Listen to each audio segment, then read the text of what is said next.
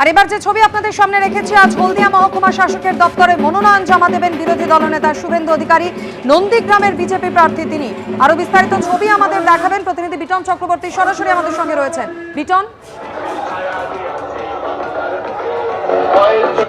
হ্যাঁ দেখো মাধুরী, তোমাকে দেখাচ্ছি যে এই মুহূর্তে কিন্তু শুভেন্দু অধিকারী সহ মহিষাদল এবং হলদিয়ার বিজেপি প্রার্থী তারা কিন্তু র্যালি করে, একটি গাড়িতে সুসজ্জিত ট্যাবলোতে র্যালি করে তারা কিন্তু হলদিয়া মহকুমা শাসকের দপ্তরের দিকে যাচ্ছেন। তুমি দেখতে পাচ্ছ, ক্যামেরা পার্সন প্রবীরকে দেখাতে বলবো যে সামনের ছবিটা শুভেন্দু অধিকারীর পাশেই রয়েছেন দিলীপ ঘোষ, যিনি কিনা খড়গপুরের বিজেপি প্রার্থী এবং প্রাক্তন সাংসদ।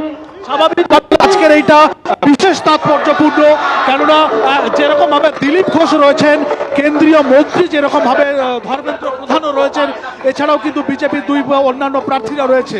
এই যে সুসজ্জিত র্যালি, এবং তোমাকে যেরকম জানাচ্ছিলাম যে কদমতলা থেকে সেই র্যালি শুরু হয়েছে, সেই র্যালি কিন্তু বেশ কিছুটা জায়গা চলে এসেছে এবং আর কিছুটা সময় বাকি হলদিয়া মহকুমা শাসকের দপ্তরে যেতে, এবং সেখানে গিয়ে কিন্তু আজকে নমিনেশন ফাইল জমা করবেন নন্দীগ্রাম কেন্দ্রের বিজেপি প্রার্থী শুভেন্দু অধিকারী। ইতিমধ্যে শুভেন্দু অধিকারীর সঙ্গে আমাদের কথা হয়েছিল, জয়ের ব্যাপারে তিনি যথেষ্ট আশাবাদী। দিলীপ ঘোষও একই রকমভাবে কিন্তু কথা বলছেন, এবং দিলীপ ঘোষ আজকে এও জানালেন যে ভবানীপুরে শুভেন্দু অধিকারী যেদিন নমিনেশন করতে যাবেন সেদিনও তিনি সঙ্গে থাকবেন, অন্তত এমনটাই তিনি জানালেন। এই মুহূর্তে সেই যে প্রচার গাড়ি এবং যে মনোনয়নপত্র জমা দিতে যাচ্ছেন এবং সেই যে র্যালি, সেই র্যালি কিন্তু হলদিয়া মহকুমা শাসকের দপ্তর দিকে এগিয়ে চলেছে। মাধুরী। ধন্যবাদ বিটন। হাতে সময় কম, জমে উঠেছে ভোটের প্রচার, চরমে উঠছে স্লোগান যুদ্ধ। রবিবাসরীয় সকালে চেতলায় মমতা বন্দ্যোপাধ্যায়ের হয়ে প্রচার করেন কলকাতা বন্দরের তৃণমূল প্রার্থী ফিরহাদ হাকিম। শুভেন্দু অধিকারীর প্রচার ঘিরে সন্ধে সেখানেই চড়ল উত্তেজনার পারদ, তুঙ্গে বাকযুদ্ধ। একদিকে জয় বাংলা, অন্যদিকে জয় শ্রীরাম। ভোটের প্রচারে চরমে উঠল স্লোগান যুদ্ধ। পরিস্থিতি সামাল দিতে ছুটে এলো পুলিশ এবং কেন্দ্রীয় বাহিনী।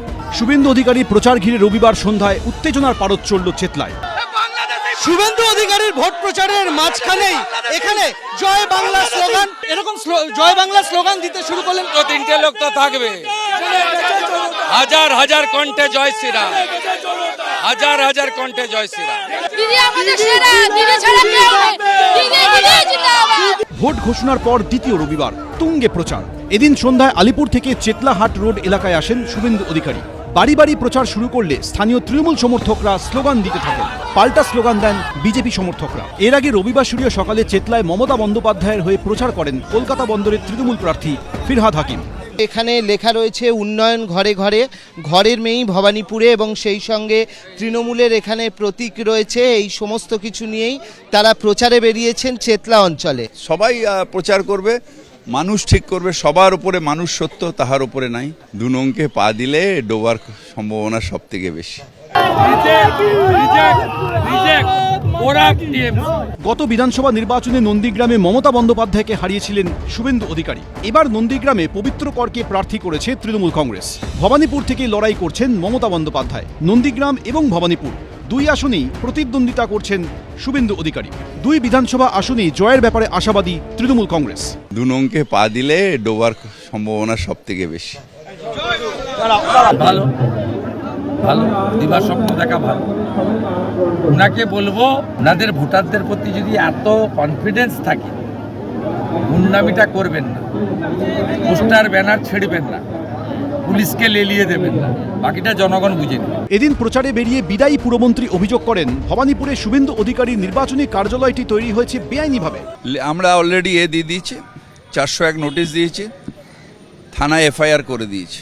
ওটা ইলিগাল কনস্ট্রাকশন, জায়গাটাই ডিসপিউটেড, জায়গাটা গভর্নমেন্টের জায়গা। সেই জায়গায় আগে দখল করেছিল একটা গুন্ডা ছিল, কি নাম, বেশ জেলে আছে, হ্যাঁ হ্যাঁ হ্যাঁ ওই। তারপর ওই জায়গাটা এখন আবার বিজেপি মাছ টাছ দিয়ে দখল করার চেষ্টা করছে। ওটা গভর্নমেন্ট ল্যান্ড, ওটা ইরিগেশনের জায়গা। মমতা ব্যানার্জির বাড়িটাই বেআইনি, কলকাতা পোর্টের জায়গা। ওকে আগে বলবেন ওর বাড়ির দলিলটা দেখাতে, তারপরে আমি কাগজ দেখাবো। ও তো নিজেই জবরদস্তি। আগামী 29শে এপ্রিল দ্বিতীয় দফায় ভোট হবে কলকাতায়, ফল ঘোষণা 4 মে। কে কোথায় শেষ হাসি হাসবেন, উত্তর মিলবে ওই দিন। অর্ণব মুখোপাধ্যায়, ঋত্বিক প্রধান, সন্দীপ সরকার, এবিপি আনন্দ। প্রকাশিত হতে চলেছে প্রথম দফা ভোটের বিজ্ঞপ্তি। নন্দীগ্রামে বিজেপি প্রার্থী হিসেবে মনোনয়ন জমা দেবেন শুভেন্দু অধিকারী। মনোনয়ন জমার আগে তৃণমূলের বিরুদ্ধে প্রতিহিংসার রাজনীতির অভিযোগ করেন তিনি। শুভেন্দু অধিকারীর অভিযোগের পাল্টা জবাব দিয়েছে তৃণমূল। পশ্চিমবঙ্গে ভোটের নির্ঘণ্ট আগেই ঘোষণা হয়েছে 23 এপ্রিল প্রথম দফার ভোট। সোমবার প্রকাশিত হতে চলেছে প্রথম দফা ভোটের বিজ্ঞপ্তি। প্রথম দফায় মনোনয়ন জমা দেওয়ার শেষ তারিখ 6 এপ্রিল। প্রথম দফায় 152 আসনের মধ্যে অন্যতম নজরকাড়া কেন্দ্র নন্দীগ্রাম। সূত্রের খবর, সোমবার ওই কেন্দ্রের বিজেপি প্রার্থী হিসেবে হলদিয়া মহকুমা শাসকের দপ্তরে মনোনয়ন জমা দেবেন বিরোধী দলনেতা শুভেন্দু অধিকারী। আগামীকাল হলদিয়ায় বেলা 12টার সময় নন্দীগ্রামের জন্য মনোনয়নপত্র দাখিল করবেন শুভেন্দু অধিকারী। মনোনয়ন দাখিল করবার সময় কেন্দ্রীয় মন্ত্রী শ্রী ধর্মেন্দ্র প্রধান, ভারতীয় জনতা পার্টির প্রাক্তন সাংসদ, রাজ্য সভাপতি এবং খড়গপুরের এই নির্বাচনের প্রার্থী শ্রী দিলীপ ঘোষ উপস্থিত থাকবেন। মনোনয়নের জন্য এদিন শুভেন্দু অধিকারীর হাতে দলীয় প্রতীক তুলে দেন বিজেপি রাজ্য সভাপতি শ্রমিক ভট্টাচার্য। মনোনয়ন জমার আগে শাসক দলের বিরুদ্ধে প্রতিহিংসার রাজনীতির অভিযোগ তুলেছে বিজেপি। 11 মাসের বেশি সময় বিধানসভায় সাসপেন্ড ছিলেন। এখনো পর্যন্ত বিরোধী দলনেতাকে সভা করবার জন্য 104 বার কলকাতা হাইকোর্টের দরজায় কড়া নাড়তে হয়েছে। সার্টিফিকেট নিতে যাবার সময় তার গাড়ির ওপরে পাথর বৃষ্টি, তার গাড়িতে পেট্রোল ঢেলে জীবন্ত পুড়িয়ে মারার চেষ্টা, সমস্ত বাধা পেরিয়ে তাকে এখানে আসতে হয়েছে। 21-এর জয়, লোডশেডিং এর জয়। আমরা দলের পক্ষ থেকে বলেছিলাম যে 2024-এর লোকসভা নির্বাচন শুধুমাত্র নন্দীগ্রাম সেগমেন্টে তৃণমূল কংগ্রেস লিড নিয়ে দেখান, তারা সেখানে জয় নিতে পারেন। সিম্বল প্রদান করে গুরু দায়িত্ব দিয়েছেন। নন্দীগ্রামে মার্জিন বাড়িয়ে ভবানীপুরে হারাতে হবে। ওনার দাঁত নখ সব বের করে সেটা মানুষ দেখতে পাবে। আগাম আপনাদের কাছে জানিয়ে দিলাম 32 ক্রিমিনাল কেসেস, যেটা আমাকে কালকে হলফনামায় দিতে হবে। বিজেপির এই অভিযোগের পাল্টা জবাব দিয়েছে তৃণমূল। ভবানীপুরে 50,000 ভোটে মমতা বন্দ্যোপাধ্যায় জিতবেন। শুভেন্দুকে বলুন 2টো সিট হারার জায়গায় আছে, 2টো সিটই। নন্দীগ্রাম 1 এবার লিড বাড়াবে, আর নন্দীগ্রাম 2 সেটা এবার বেশ খানিকটা লিড দিয়ে দেবে তৃণমূলকে। আর ভবানীপুর থেকে 50,000-এর বেশি ভোটে মমতা ব্যানার্জি জিতবেন। এই শ্রমিক ভট্টাচার্য আর সুকান্ত মজুমদার মিলে গ্যাস খাইয়ে ওকে দুখানায় বলি হতে পাঠিয়েছে। এবার শুভেন্দুকে চিরতরে গঙ্গার জলে ফেলার প্ল্যান করেছে। আগে শুভেন্দু তাদের সামলাক। অন্যদিকে প্রথম দফা ভোটের বিজ্ঞপ্তি প্রকাশের আগে ব্যালট পেপারে ভোট কারচুপি রুখতে কমিশনের কাছে আবেদন করেছে ভোটকর্মী ঐক্যমঞ্চ ও বিএলও ঐক্যমঞ্চ। যারা ভোটকর্মী ভোট করাতে যান, প্রিজাইডিং অফিসার এবং পোলিং অফিসার, তারা ব্যালট পেপারে ভোট দেন। আমরা যেটা দেখেছি গত কয়েকটা নির্বাচনে, সেটা হচ্ছে যে ব্যালট বক্সটা খোলা থাকে। আর এই ব্যালট বাক্স খোলা থাকলে যে কোনো ভোটই, মানে যে ভোটটা কাস্টিং হয়েছে আর কি, সেই ব্যালট পেপারটা বের করে নিয়ে সেখানে কিন্তু ম্যানিপুলেট করার যথেষ্ট সুযোগ আছে। প্রতিটি ট্রেনিং সেন্টারে খুব দ্রুততার সঙ্গে যাতে সিল্ড ব্যালট বক্স পাঠানো হয়।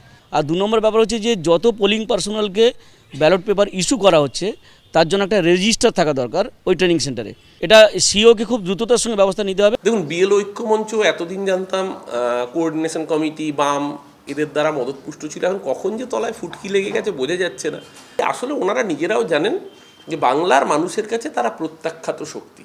তার জন্য নির্বাচন কমিশনকে দিয়ে যত রকম প্রসেস আছে নির্বাচনটাকে যাতে ভণ্ডুল করে দেওয়া যায়, পকলমে পেছন থেকে ব্যাকডোর দিয়ে রাষ্ট্রপতি শাসন যেরকমভাবে এখন হচ্ছে, দেখছেন সমস্ত বদলি হয়ে যাচ্ছে, এই প্র্যাকটিসটাকে দিয়ে বাংলা দখল করার চেষ্টা করা হচ্ছে। 4 মে ভোটের ফল ঘোষণা, সেদিনই স্পষ্ট হবে জনতার রায় কোন দিকে। অনির্বাণ বিশ্বাস, শিবাশিস মৌলিক, প্রবীর চক্রবর্তী, এবিপি আনন্দ। এবিপি আনন্দ, এগিয়ে থাকে, এগিয়ে রাখে।